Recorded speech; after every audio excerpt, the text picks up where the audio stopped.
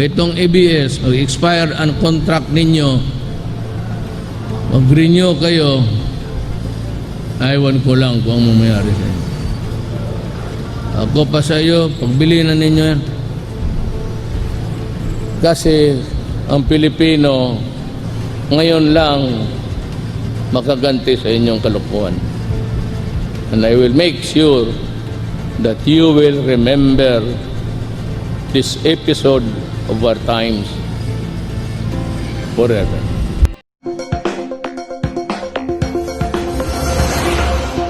Chairman. Congressman Barsaga. Siguro, Mr. Chairman, alam naman natin na itong committee hearing natin tungkol sa prangkisa ng ABS-CBN ay naiiba sa mga committee hearing na ginaganap natin.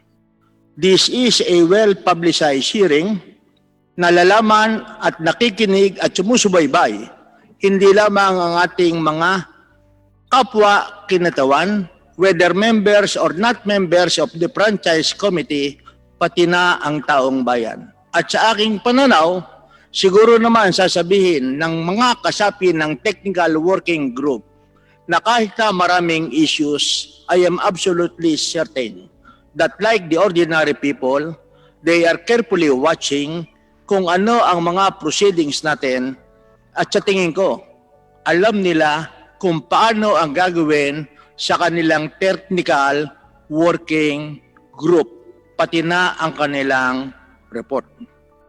Maraming salamat, Mr. Chairman. Mr. Chair, Kong Mike. Mr. Chairman, nais ko lang pong idagdag kasi po dito po sa committee report, dito po ang tatlong tao na nakapirma, si Deputy Speaker Garcia, ang tumatayong tagapamahala ng technical committee. At para po sa majority, si Congressman XJ Romualdo. Sa minority po, ang nakapirma ay si Congresswoman Stella Kimbo. In fact, she voted against the committee report. Ang nais ko lang po sabihin, Mr. Chairman, sa party po ng majority, yun po ang responsibilidad ng mayorya. Sa minority, of which the Honorable Abante is our minority floor leader, which includes the Honorable Sorate, sila po ang dapat mag-usap sa minorya kung ano ang kanilang posisyon, kung meron man, Mr. Chairman. But as far as the majority is concerned, andito po nakapirma ang tatlo at may representasyon ang ating minorya. Thank you, Mr. Chairman. Thank you. That, Comsec, pwede po ba ninyo mabasa yung title ng ating committee resolution?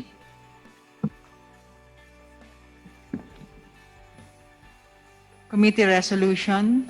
Resolution denying the franchise application of ABS-CBN Corporation to construct, install, establish, operate, and maintain radio and broadcasting stations in the Philippines.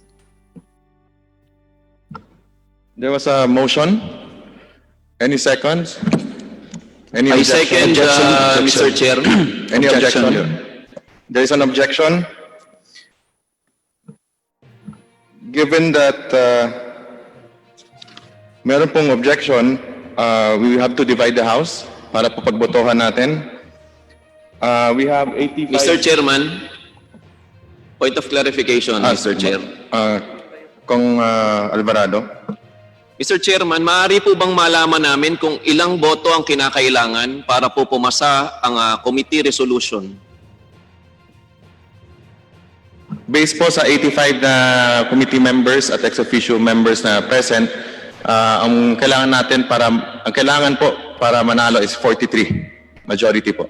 50% plus 1 po. Aba. Maraming salamat, Mr. Chair. Thank you. So, ngayon po,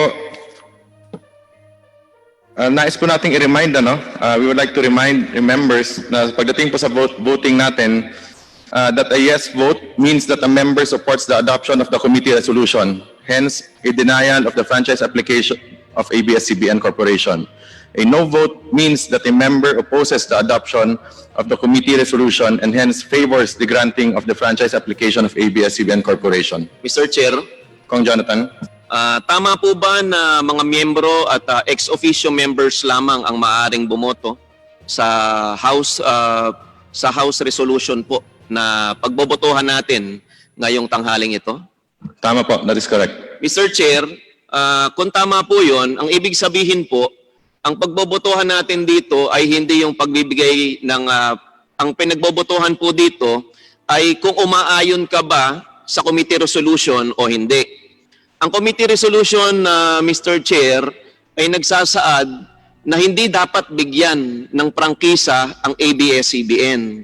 Kung sa gayon, Mr. Chairman, para po sa kaalaman ng ating mga kasamang members at ex-officio members na boboto po ngayong hapong ito, kung po kayo ay mag-yes, ang ibig sabihin po ng yes na boto po ninyo ay sumasang-ayon kayo sa committee resolution na huwag bigyan ng prangkisa ang ABS-CBN. Kung naman po tayo o isa sa atin ay boboto ng no, ang ibig sabihin po ay tumataliwas tayo sa committee resolution, hindi tayo umaayon sa committee resolution at nais po ng membro na bigyan ng prangkisa ang ABS-CBN. Tama po ba yon, Mr. Chairman? Tama, Kong Jonathan, at maraming salamat sa napakalinaw na pag-explain. Maraming salamat, Idol Chairman Chicoy Alvarez. Mr. Chairman, Mr. Chair, Kong Abante. so ibig sabihin, yung pagtanggap ng resolution na yan, hindi yung do you accept the resolution as filed or written, no? Therefore, kasama na rito yung pagboto mo if you are for the franchise or against the franchise. That's correct. So therefore, Mr. Chairman, pag ang boto po ay no, ulitin ko po pag ang boto po ay no, ibig sabihin that you do not want ABS-CBN to continue. Baliktad po. If you vote no, you are in favor of ABS-CBN to continue. So ganito, kung pabor po ako na magpatuloy ang ABS-CBN, no dapat ang boto ko. Tama po. Kung ayaw ko nang magpatuloy pang ABS-CBN, yes dapat ang boto ko. Tama po. Salamat po, salamat po. Thank you, Kong Abante. Ngayon po, punta na po tayo sa votation. All those in favor of the adoption of the committee resolution denying the franchise application of ABS-CBN Corporation, please ask to be counted. Ilinawin ko lang po, marami tayong manners, hybrid tayo ngayon, manners ng votation. Pwede pong text, pwedeng Viber, email, at physically present po. The committee secretary is hereby directed to count the votes and record the same.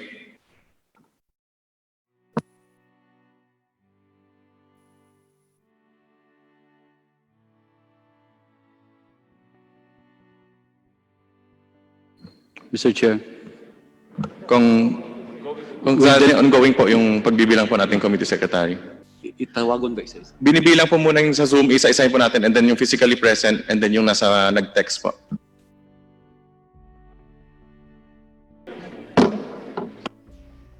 All those who against the adoption of the committee resolution denying the franchise application of ABS-CBN Corporation, please ask to be counted. The committee secretary is hereby directed to count the votes and record the same. Yung nasa dito po sa plenary, pwede po taas po ng kamay yung Kong Zarate and Kong Abante. Kong Zarate po. Yes, Mr. Chair. I'm formally registering my negative vote to the resolution on the floor. Thank you, Mr. Chair. Noted po, Kong Abante, Kong Zarate, Kong Abante. Ganun din po ako, I register my negative vote on the resolution. Noted po. So ngayon po, bibigyan po natin ulit ng time ng Secretariat na bilangin po yung no votes naman sa Zoom and sa text and sa email and sa lahat pang ibang platforms.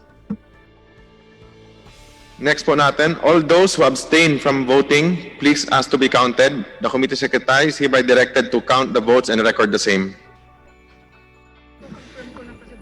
With the kind indulgence of our members, we will allow the secretary to consolidate the votes from various platforms and report the result to the chair. Hearing is suspended for a few minutes. Hearing resumed. Dito na po yung report ng ating secretariat. Linawin ko lang po, 85 members ang present, 44 po pala yung majority na kailangan. So, ang nag-yes, 70. Ang nag-no, 11. Dalawang nag-inhibit, isang nag-abstain. Ayun, yun ang total. So 70 ang yes, 11 ang no, 2 nag-inhibit, 1 ang nag-abstain.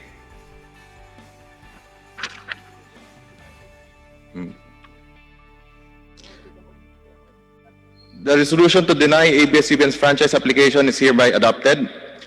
Pursuant to Section 49 of the Rules of the House of Representatives, all House bills and House resolutions relative to the grant or renewal of the franchise application of ABS-CBN Corporation are hereby laid on the table.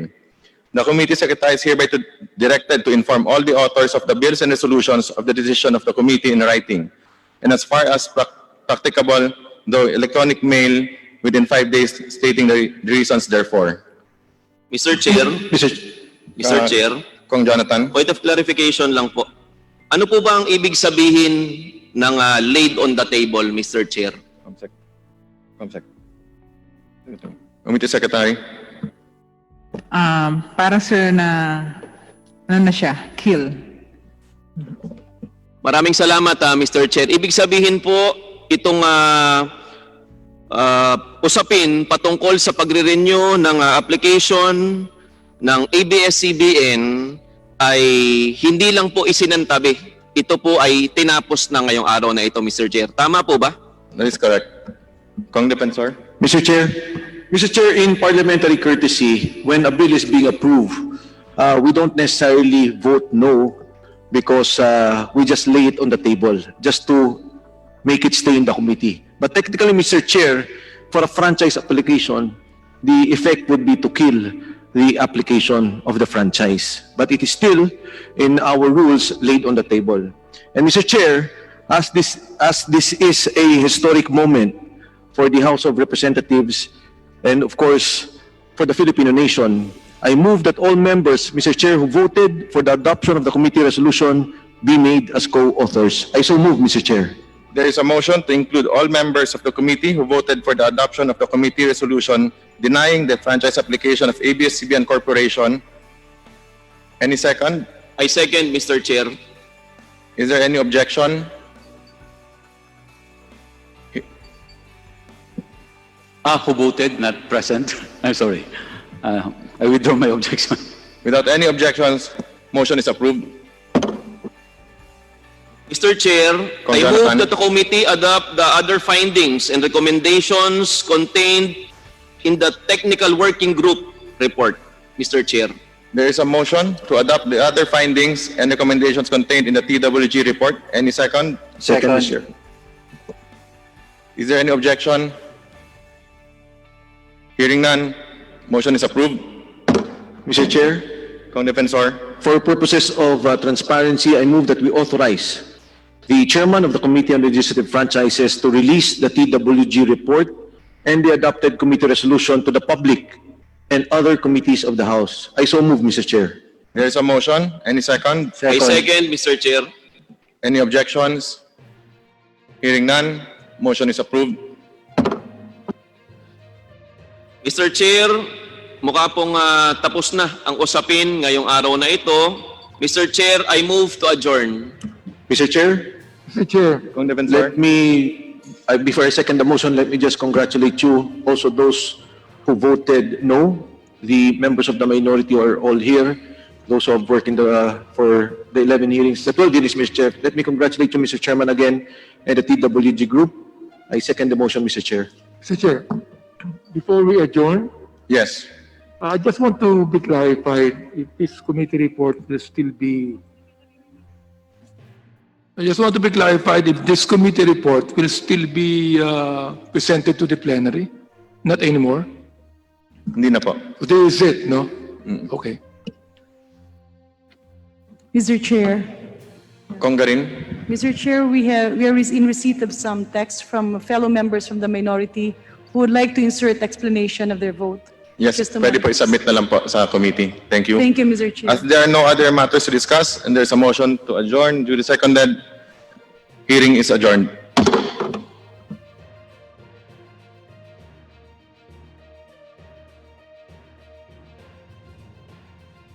Maraming salamat po sa walang sawa niyong pagsubaybay at suporta sa aking kaibigan na si Reaksyon TV. Sa mga hindi pa po nakasubscribe sa kanya, Please like, share, and subscribe Reaksyon TV at ganoon na din po sa aking channel na Salamin ng Buhay. Maraming salamat po at mabuhay po kayong lahat.